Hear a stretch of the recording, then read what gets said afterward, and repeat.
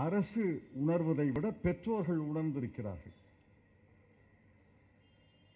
இன்று பெற்றோர்கள் ஆங்கில பயிற்சி பள்ளிகளை கேட்கிறார்கள்.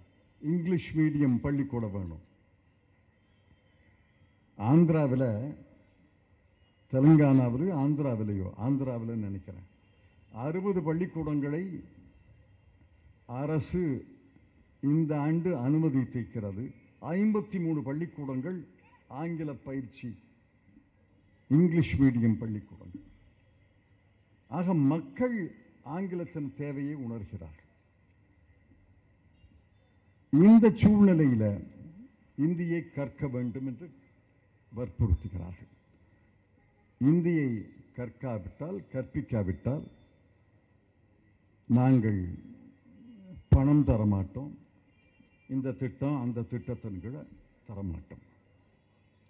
இந்த சூழ்நிலையில தான் இந்தியாவுடைய உண்மை நிலவரம் என்னன்னு தெரிஞ்சுக்கணும். இதைத்தான் முதலமைச்சர் அவர்கள் அறிக்கை, கடிதம், உரை மூலமாக நாள்தோறும் விளக்கி வருகிறார். அவரை நான் பாராட்டுகிறேன்.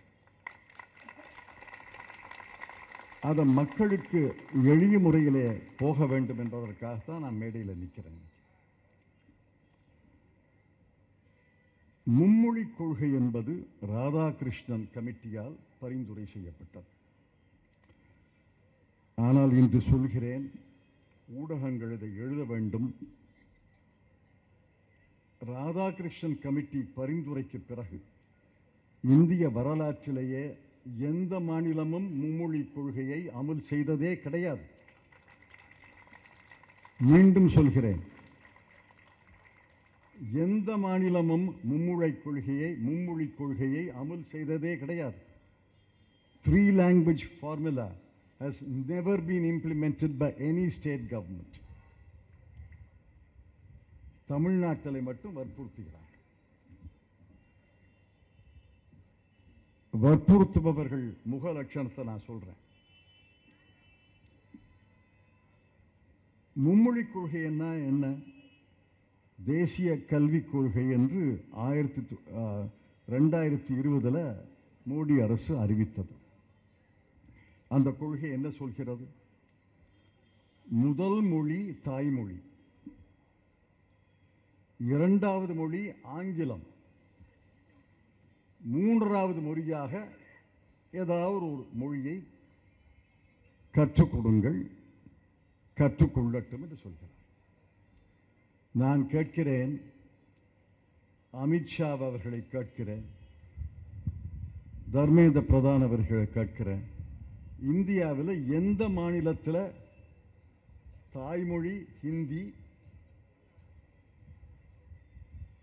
இரண்டாவது மொழி ஆங்கிலம் என்று வைத்துக் கொள்ளுங்கள், மூன்றாவது மொழியாக எந்த மொழியை எந்த மாநிலம் கற்பிக்கிறது? இந்தியாவில் எந்த மாநிலமும் கற்பிக்கவில்லை. தமிழ்நாட்டில் 52 நவோதயா பள்ளிக்கூடங்கள் இருக்கின்றன. 52 நவோதயா பள்ளிக்கூடங்கள். நான் நவோதயா பள்ளியில் கேந்திரிய வித்யாலயா பள்ளிக்கூடங்கள் 52 இருக்கின்றன. சிவகங்கையில் 1, காரைக்குடியில் 1 இருக்கிறது. சிவகங்கை 10வது படித்து 12வது படித்த மாணவனுடைய மதிப்பெண் பட்டியலை நான் வச்சிருக்கிறேன்.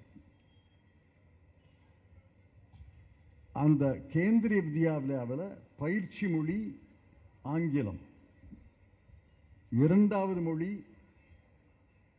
ஹிந்தி அல்லது சமஸ்கிருதம், மூன்றாவது மொழியே கிடையாது. மத்திய அரசு நடத்தக்கூடிய கேந்திரிய வித்யாலயாவில் மூன்றாவது மொழியே கிடையாது. நான் சிவகங்கையில் கேட்டேன், காரைக்குடியில் கேட்டேன், தமிழ் ஆசிரியர் இருக்கிறாரா? தமிழ் ஆசிரியரே கிடையாது. தமிழாசிரியர்கள் நியமிக்கவில்லை. இப்போ மும்மொழி திட்டம் எங்க? மத்திய அரசு நடத்தக்கூடிய பள்ளிக்கூடங்களிலே மும்மொழி திட்டம் கிடையாது. ஆங்கிலம், ஹிந்தி அல்லது சமஸ்கிருதம். வட மாநிலங்களில் அதை விட மோசம். 7-8 மாநிலங்களில், ஹரியானா, ஹிமாச்சல் பிரதேஷ், உத்தராகண்ட், உத்தரப்பிரதேசம், பீகார், சத்தீஸ்கர், மத்திய பிரதேசம், ஜார்க்கண்ட், இதில் ஒரு மொழி தான், ஒரு மொழி கொள்கை தான். பேச்சு மொழி ஹிந்தி, ஆட்சி மொழி ஹிந்தி, பயிற்சி மொழி ஹிந்தி, பாடமொழி ஹிந்தி. ஆங்கிலமே கற்றுக் கொடுக்கல, ரெண்டாவது மொழியே கற்றுக் கொடுக்கல, மூணாவது மொழி தென்னாட்டு மொழி கற்பனை சூத பார்க்க முடியாது. பீகாரில், உத்தரப்பிரதேசத்தில் தெலுங்கு ஆசிரியரோ, தமிழ் ஆசிரியரோ, மலையாள ஆசிரியரோ ஒருவரை கூட நியமிக்கவில்லை. ஆங்கில ஆசிரியர்களே கிடையாது, ஒரு மொழி தான். வடநாட்டில் ஒரு மொழி திட்டம், தமிழ்நாட்டில் மட்டும் மும்மொழி திட்டமா?